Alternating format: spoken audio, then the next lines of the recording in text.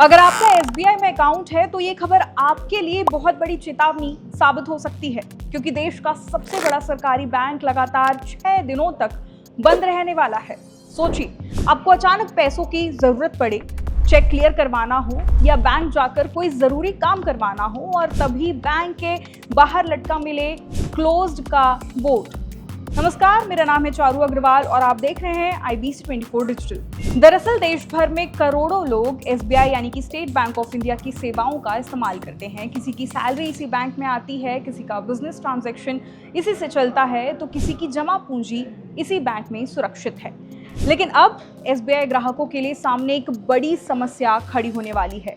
23 मई से 28 मई 2026 के बीच एसबीआई की शाखाओं में कामकाज बुरी तरह प्रभावित हो सकता है। इस दौरान लगातार छुट्टियां, एम्प्लॉयज की हड़ताल और बकरीद की वजह से बैंक ब्रांच लगभग बंद जैसी स्थिति में रह सकती है। यानी अगर आपका कोई जरूरी ऑफलाइन बैंकिंग काम है तो उसे तुरंत पूरा कर लेना समझदारी होगी। आज की इस वीडियो में हम आपको विस्तार से बताएंगे कि आखिर 6 दिनों तक एसबीआई क्यों बंद रहेगा, कौन कौन सी सेवाएं प्रभावित होंगी, एम्प्लॉयज हड़ताल पर क्यों जा रहे हैं और इस दौरान ग्राहकों को क्या करना चाहिए। सबसे पहले बात करते हैं उन छुट्टियों की जिनकी वजह से ये लंबा बैंक बंद होने का सिलसिला शुरू हो रहा है। 23 मई को बैंक का चौथा शनिवार पड़ रहा है। आरबीआई के नियमों के अनुसार देश भर के बैंक हर महीने के दूसरे और चौथे शनिवार को बंद रहते हैं, यानी 23 मई को एसबीआई की शाखाएं नहीं खुलेंगी। इसके ठीक अगले दिन यानी कि 24 मई को रविवार है और रविवार को तो वैसे भी बैंक बंद रहते हैं। मतलब शुरुआत के 2 दिन तो सिर्फ वीकेंड की वजह से ही बैंकिंग सेवाएं प्रभावित रहेंगी। लेकिन असली चिंता इसके बाद शुरू होती है। 25 और 26 मई को एसबीआई एम्प्लॉयज ने देशव्यापी हड़ताल का प्रस्ताव दिया है। All India state bank of India staff federation यानी कि AISBISF ने अपनी कई मांगों को लेकर 2 दिन की इस हड़ताल का ऐलान किया है। अगर ये हड़ताल पूरी तरह लागू होती है तो देश भर की एसबीआई शाखाओं में कामकाज लगभग ठप पड़ सकता है। सबसे ज्यादा असर पड़ेगा आम ग्राहकों पर।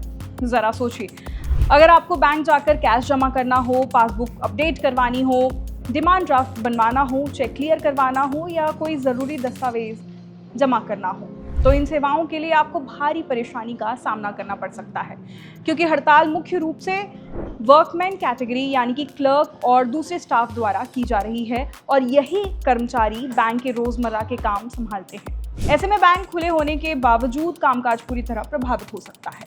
अब सवाल ये उठता है कि आखिर एसबीआई एम्प्लॉयज हड़ताल पर क्यों उतर आए हैं।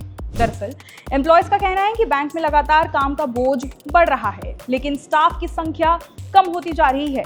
AISBISF ने अपनी 16 बड़ी मांगे रखी है। इनमें सबसे प्रमुख मांग है खाली पड़े पदों पर तुरंत स्थायी भर्ती।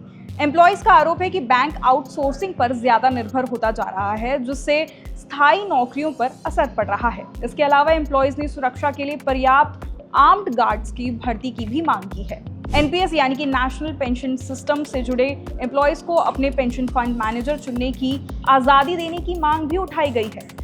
एम्प्लॉयज मेडिकल सुविधाओं में सुधार चाहते हैं। HRMS सिस्टम की तकनीकी दिक्कतों को दूर करने की मांग भी की जा रही है। इसके साथ ही एम्प्लॉयज का कहना है कि उन पर ग्राहकों को बीमा और दूसरे प्रोडक्ट बेचने का जरूरत से ज्यादा दबाव डाला जाता है, जिसे तुरंत बंद किया जाना चाहिए। एम्प्लॉयज का दावा है कि यह हड़ताल सिर्फ उनके अधिकारों के लिए नहीं, बल्कि बेहतर बैंकिंग सेवाओं और कस्टमर्स के हितों के लिए भी की जा रही है। हालांकि इसी बीच राहत की बात यह है कि ऑनलाइन बैंकिंग सेवाएं चालू रहेंगी, यानी आप UPI, mobile banking, internet banking और ATM सेवाओं का इस्तेमाल कर पाएंगे।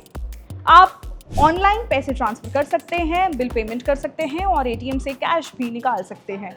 लेकिन ध्यान रहे, अगर आपका काम सीधे बैंक शाखा से जुड़ा है तो उसे बिल्कुल भी टालिए मत, क्योंकि एक छोटी सी लापरवाही बाद में बड़ी परेशानी बन सकती है। खैर, इस वीडियो पर आपकी क्या राय है हमें कमेंट करके ज़रूर बताएं और वीडियो अगर पसंद आया हो तो लाइक और सब्सक्राइब करना ना भूलें। नमस्कार।